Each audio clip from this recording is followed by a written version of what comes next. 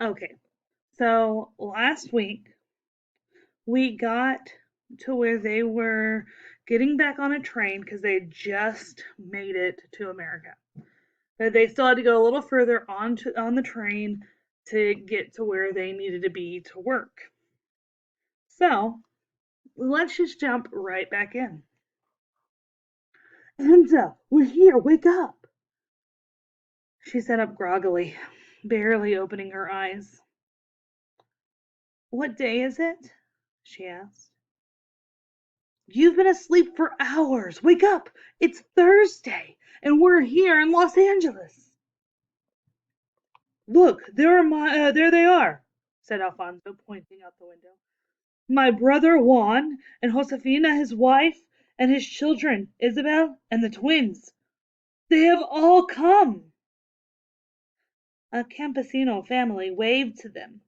Juan and Josefina each held a baby about a year old in their arms. It was easy to see that the man was Alfonso's brother, even though he didn't have a mustache. Josefina was plump, with a round face and a complexion that was fairer than Esperanza's. She was smiling and waving with her free hand. Next to her stood a girl about 8 years old, wearing a dress that was too big and shoes with no socks. Delicate and frail, with big brown eyes, long braids, and skinny legs. She looked like a young deer. Esperanza couldn't help but think how much she looked like the doll Papa had given her. There was much hugging among all of the relatives. Alfonso said, Everyone, this is Senora Ortega and Esperanza. Alfonso, please, call me Ramona. Yes, of course, Senora. My family feels like they know you because we have all written letters about you for years. Mama hugged Juan and Josefina and said, Thank you for all you have done for us already. Miguel teased his cousin, pulling her braids. Esperanza, this is Isabel. Isabel looked at Esperanza, her eyes wide with wonder, and in a voice that was soft and whispery, said, Were you really so wealthy?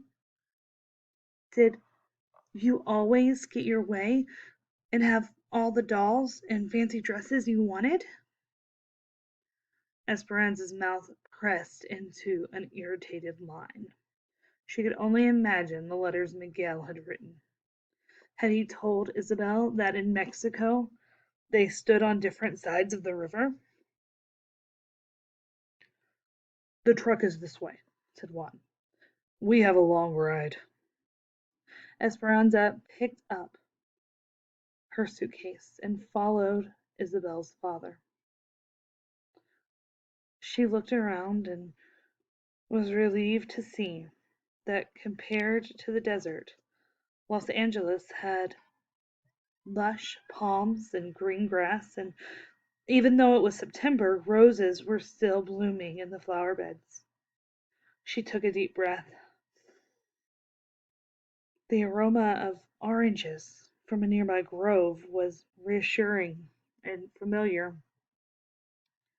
Maybe it wouldn't be so different here. Juan, Josefina, Mama, and Hortensia crowded into the front seat of the rickety truck.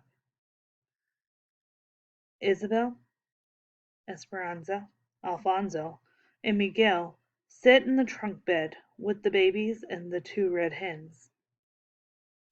The vehicle looked like it should be hauling animals instead of people, but Esperanza said nothing.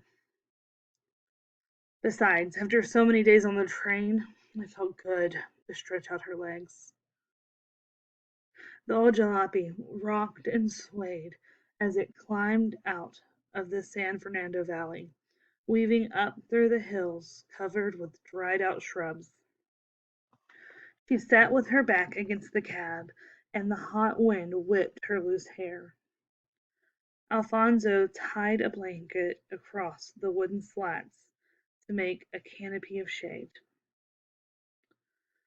The babies, Lupe and Pepe, a girl and boy, were dark-eyed cherubs, an angel, with thick mops of black hair. Esperanza was surprised at how much they looked alike. The only difference was the tiny gold earrings in Lupe's ears. Pepe crawled into Esperanza's lap, and Lupe into Isabel's. When the baby fell asleep against Esperanza, his head slid down her arm, leaving a stream of perspiration, sweat. Is it always so hot here? She asked. My papa said it is the dry air that makes it so hot, and sometimes it is even hotter, said Isabel. But it is better than living in El Centro because now we do not have to live in a tent. A tent? Last year we worked for another farm in El Centro, in the Imperial Valley, not too far from the border. We were there during the melons. We lived in a tent with a dirt floor and had to carry water. We cooked outside, but then we moved north to Arvin. That's where we're going now. A big company owns the camp. We pay $7 a month, and my papa says it's worth it to have piped in cold water and electricity and a kitchen inside. He says the farm is 6,000 acres. Isabel leaned toward Esperanza and grinned as if she were telling a big secret. And school. Next week I get to go to school, and I will learn to read. Can you read? Of course, said Esperanza. Will you go to school? Asked Isabel. I went to private school and started when I was 4, so I have already passed through level 8.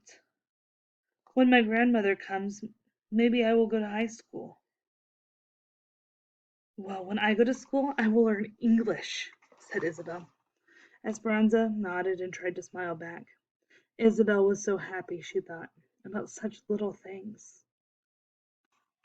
And we're going to stop there so it doesn't get too long. And we'll keep with this road trip to their new home tomorrow.